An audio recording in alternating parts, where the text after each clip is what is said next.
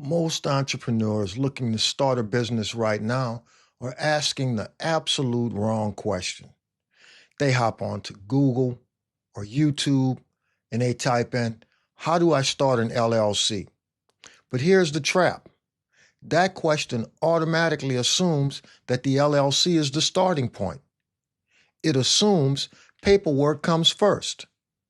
And if you walk into almost any seminar, scroll through social media, or watch 99% of the formation tutorials online, you'll hear the exact same sequence, repeated like a mantra. Form the LLC, get the EIN, open the bank account, start operating. It sounds logical, right? It feels like forward progress because you're checking boxes. But that sequence quickly assumes something that usually isn't true. It assumes you've already done the hard mental work of deciding where everything actually belongs. It assumes you've already mapped out where risk should live, where your hard-earned value should be stored, and who or what should ultimately own what you are about to build. Now, most people never stop to ask those questions. They just file the standard state forms and start throwing everything into the newly formed container. They dump in the cash, the customer contracts, the equipment, the intellectual property, the brand name, the operations, and the liability. And just like that, they're moving backwards before they ever move forward. They've built a trap, not a fort, because the fundamental truth of asset protection is that risk and value should be separate. The reality is that most businesses are built completely backwards. So in this episode, we're going to reveal the exact order to form your LLC properly for a business structure that actually results in true limited liability protection. We're going to map out the precise order in the daily operations of the trust, the holding company, and the operating company. Because when you understand how these three layers interact, your entire purpose shifts to increasing your asset to value density, building an ecosystem where your wealth is concentrated, insulated, and personally protected. Today, we're doing things differently. We aren't going to talk about filing out or filling out state forms or paying filing fees. We're going to talk about genuine structural literacy. Because when the world shifts, structure determines what survives. When people come to me looking to launch, they always start with, what entity should I form? But I redirect them because a much deeper question has to come first. Where should the valuable assets live? Think about this carefully before you sign anything. If your business becomes wildly successful over the next 3, 5, or 10 years, where is that wealth actually going to accumulate? Is it going to be in the brand name, the proprietary software or intellectual property, the deep customer relationships? What about the commercial real estate or the heavy equipment? The pure cash flow? The answer to that question changes your entire blueprint because everything doesn't belong in one place. Let me give you a visual. Imagine someone goes out and buys a top-of-the-line heavy-duty steel safe. It's fireproof, bulletproof, and bolted to the floor. But instead of putting their valuable assets inside it, they leave the safe empty. Instead, they take their cash, their jewelry, their property deeds, and their irreplaceable family photos, pack them into a flimsy cardboard box, and set that box right on the floor next to the safe. Technically, they own a safe. They can tell all their friends they bought one, but they never actually used it to protect anything. This is exactly what thousands of entrepreneurs do every single day. They form an LLC, they get the sleek corporate binder, they put it in on the shelf, and then they place every single valuable thing they own right into the line of fire, inside the active operating company. The LLC basically exists on paper, but actual separation never happened. You have to realize that ownership is not control. And once you understand that distinction, the way you look at business assets changes forever. Let's look at the standard blueprint everyone pushes. Step 1, form the LLC. Step 2, get an EIN. Step 3, open a bank account. And step 4, start operating. Now, this looks like a system, but it's actually just a list of tasks. It focuses entirely on activity, not structure.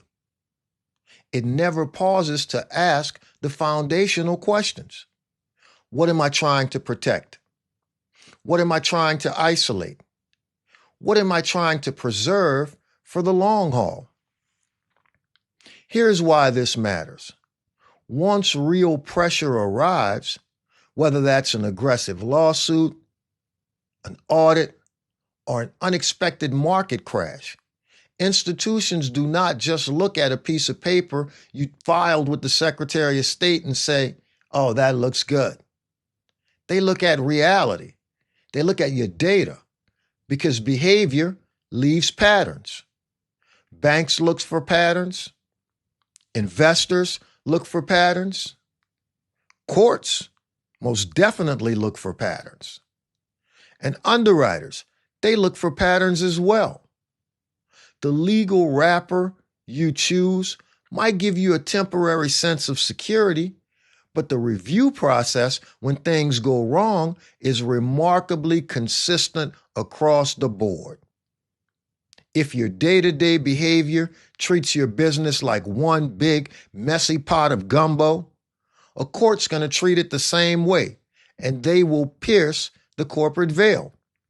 So, if the traditional 4-step sequence is built backward, what does it look like to build forward? Let's map out a structure designed for true continuity. To build something that lasts, we have to flip the script and design from the top down, not the bottom up. Let's break down the 3-layer system that mature wealth uses to separate risk from value. Step 1, the trust. Right at the very top sits the trust. Now, let's be perfectly clear. The trust is not your business. It is not the operating company, and it's not where your day-to-day business activity happens. The trust exists solely to establish ultimate ownership continuity. It answers the heavy questions that most entrepreneurs ignore for years while they're busy grinding. And that is, who ultimately owns these assets? Who receives the true benefit of the wealth? What happens to the entire empire if I become unavailable tomorrow? How does succession happen smoothly without tearing the family or the business apart? By placing the trust at the apex, you ensure the entire ecosystem has a permanent anchor. Step 2, the holding company. Directly beneath the trust sits the holding company. This is where a lot of people get tripped up. So let's slow down here. The holding company is designed strictly to own, never to operate. It doesn't sign customer contracts, it doesn't sell retail products, and it doesn't interact with the public. Instead, Its sole job is to hold your most valuable pieces, your membership interests in your companies, your shares, your intellectual property, your trademarks, brand assets, and your core investments. Because risk and value should be separate. You keep your value up there, completely insulated from the daily grind.